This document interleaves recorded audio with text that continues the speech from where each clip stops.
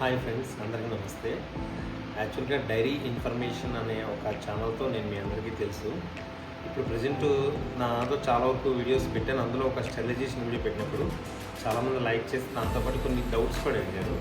ఆ డౌట్స్ నేను చూశాను. అది మీకు ఎక్స్ప్లెయిన్ చేయడానికి కోసం అని చెప్పి నేను కేవలం ఈ వీడియో చూస్తున్నాను. వాళ్ళ పేరు చెప్తూ నేను వాటికి సంబంధించిన డౌట్స్ ఏమైనా ఉంటే ఎక్స్ప్లెయిన్ చేస్తాను. ఇందులో ఒక డౌట్ ఏంటంటే, ఒకైనా దీని ప్రైస్ అడిగారు. ఇప్పుడు జనరల్గా ఏంటంటే ఈ స్టెరిలైజర్స్ అనేవి లోకల్లో విజయవాడ, హైదరాబాద్ అది ప్లేసెస్లో బాయిలర్ తయారు చేస్తారు. ప్రతి ఒక్కరు తయారు చేస్తారు.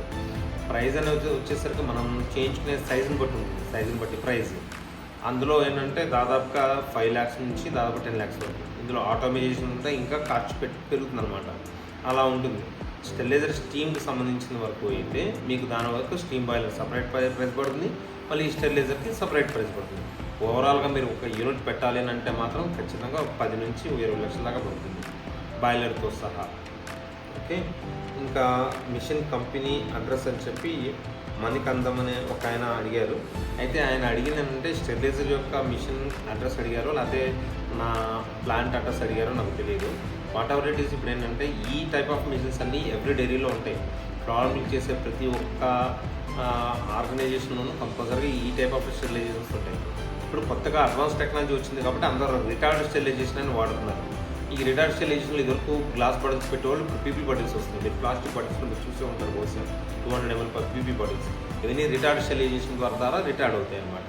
అయితే ఈ రిటార్డ్ స్టెరిలైజేషన్ గురించి డిస్క్రిప్షన్ యాక్చువల్గా ఏంటంటే ఒక చిన్న వీడియో సపరేట్గా చేస్తాను. అదర్వైజ్ దీంట్లోనే దానికి సంబంధించిన ఒక వీడియో పెడతాను. ఓకేనా. ఇంకోటి, చాలామంది మిషన్ ప్రైస్ డీటెయిల్సే అడుగుతున్నారు.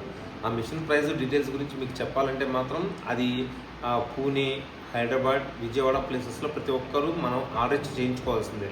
మనకు కావాల్సిన విధంగా సైజెస్ ఏంటంటే 300 దగ్గర నుంచి మొదలు పెట్టుకుంటే 2000 to 2500 బాటిల్స్ వరకు ఒక సింగిల్ బ్యాచ్లో వచ్చే విధంగా మనకి అందులో రెడీ అవుతాయి. ఆ విధంగా తయారు చేసుకోవచ్చు. మీ ప్రైస్ని బట్టి, మీరు పెట్టేదాన్ని బట్టి. లో ప్రైస్లో అయితే 2 lakhsతో 3 lakhsతోనే అయిపోతుంది. మీరు బిగ్గా వెళ్ళాలంటే మాత్రం దానికి హై కాస్ట్ పెట్టాల్సింది. ఇంకా దీంట్లో సెవెరల్ ఆటోమేషన్స్ కూడా ఉంటాయి.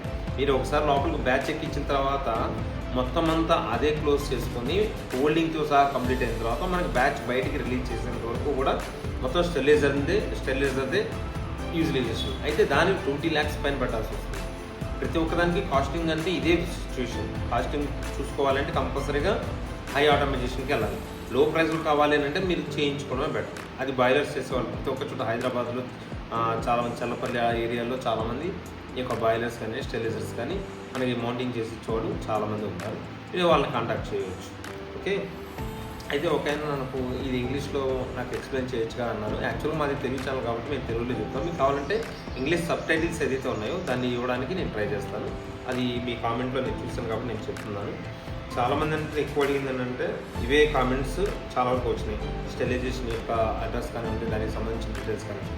ఇంకా డీటెయిల్స్ అని అంటే దానికి సంబంధించిన రిటార్డ్ గురించి అయితే 2 రకాలుగా ఉంటాయి. రిటార్డులు కూడా మూవబుల్ రిటార్డ్స్ అండ్ స్టాండర్డ్ రిటార్డ్. లోపల ఏమవుతుందంటే ఒక ప్రోడక్ట్ లోపల పెట్టిన తర్వాత అదే రొటేట్ అవుతూ ఉంటుంది. అలా రొటేట్ అవుతూ ఉంటే అది మూవబుల్ రిటార్డ్ అనమాట. లోపల ప్రోడక్ట్ కూడా రొటేట్ అవుతుంది. అదేవిధంగా ఏంటంటే స్టాండర్డ్ రిటార్డ్లో ఇప్పుడు ఒక స్టేబుల్గా ఉంటాయి. మనం బాస్కెట్స్లో ఒక క్రేట్స్లో ఎస్ఎస్ క్రేట్స్లో మొత్తం అంతా ప్రోడక్ట్ని పెట్టి లోపలికి పెట్టేసిన తర్వాత డోర్ లాక్ చేసేసి మనం స్టీమ్ రిలీజ్ చేస్తాం. ఇక్కడ సిచ్యువేషన్లో ఏంటంటే ఒక చిన్న డయాగ్రామ్ వేస్తాను, మీరు చూడండి. ఈ రిటార్డ్లో ఏంటంటే క్యాజువల్గా ప్రతి ఒక్క రిటార్డు కూడాను ఈ మోడల్లో ఉంటుంది. చూడండి,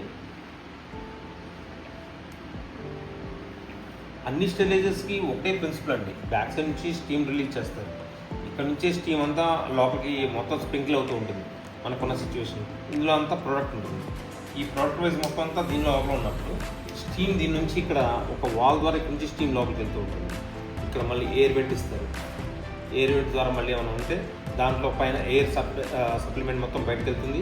ఎప్పుడైతే మనకి కరెక్ట్గా ఫుల్ ఫ్లెడ్జ్డ్గా ఎయిర్ వచ్చిందో మళ్ళీ ఇది లాక్ చేసేస్తాం. ఓకేనా. ఇది ఆర్డినరీ స్టెరిలైజర్ అండి. వాస్తవం చెప్పాలంటే ఇది ఆర్డినరీ స్టెరిలైజర్. ఇది ఏంటంటే మీకు ప్రతి చోట మనం మౌంటింగ్ ఇలాగే చేయించుకోవాలి. ఈ ఆర్డినరీ స్టెరిలైజర్లో మళ్ళీ ఇక్కడ కింద ఏం చేస్తారంటే డ్రైన్ వాల్ ఒకటి ఉంటుంది. డ్రైన్ వాల్ ఉంటుంది.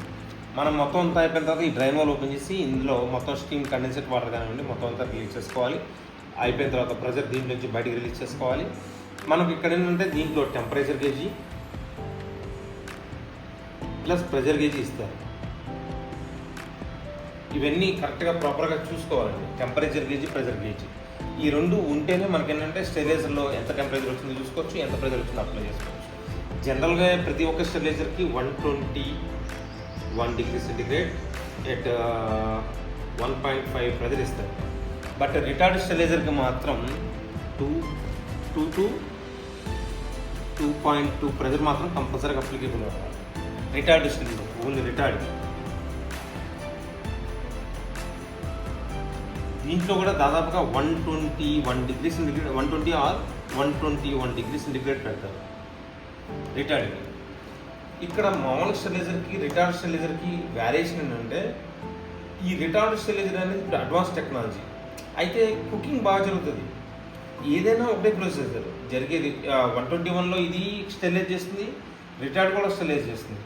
అయితే నేను బెంగళూరులో ఫెస్ట్కి వెళ్ళినప్పుడు ఏంటంటే రిటార్డ్ స్టెరిలైజర్లో దానికి ఫ్లేవర్ కూడా పర్ఫెక్ట్గా వస్తుందని వాళ్ళు చెప్తారు. ఇది వాళ్ళు ఏంటంటే ఒక చెనా ఒకటి వాళ్ళు ఏం చేస్తారంటే మామూలుగా రైస్ కుక్కర్లో కుక్ చేసి ఈ రిటార్డ్ చేసిన చెనాకి దానికి రెండింటికి డిఫరెన్సియేషన్ చూపించారు. టేస్ట్లో చాలా వరకు కుకింగ్లో తేడా వస్తుందని చెప్పి వాళ్ళే ప్రాక్టికల్గా మాకు ఎక్స్ప్లెయిన్ చేశారు. అందువల్ల ఇప్పుడు దాదాపుగా ప్రతి ఒక్క డైరీ కూడా రిటార్డ్లోకి వెళ్ళిపోయారండి. ఈ రిటార్డ్లో మొత్తం అంతా ఏం చేస్తారంటే కొంతమంది దీనికి సపరేట్ బాయిలర్ పెట్టుకోవాల్సిన అవసరం లేదు రిటార్డ్కి అయితే. మీకు దాని డిస్క్రిప్షన్ దాని యొక్క వీడియో కూడా పెడతాను, మీకు అప్పుడే చూడండి. ఈ రిటార్డ్ స్టెరిలైజర్కి అయితే ఇప్పుడు మీకు ఏంటంటే స్టీమ్ బాయిలర్కి లైన్ ఇస్తున్నాం. అదే సిచ్యువేషన్ ఇక్కడ రిటార్డ్కి వచ్చేసరికి ఎలా ఉంటుందంటే దీనికి వెనకాల హీటర్స్ వస్తాయి. ఇలా హీటర్స్ ఉంటాయి. మనం జస్ట్ వాటర్ లైన్ ఈ హీటర్స్కి ఇస్తాం.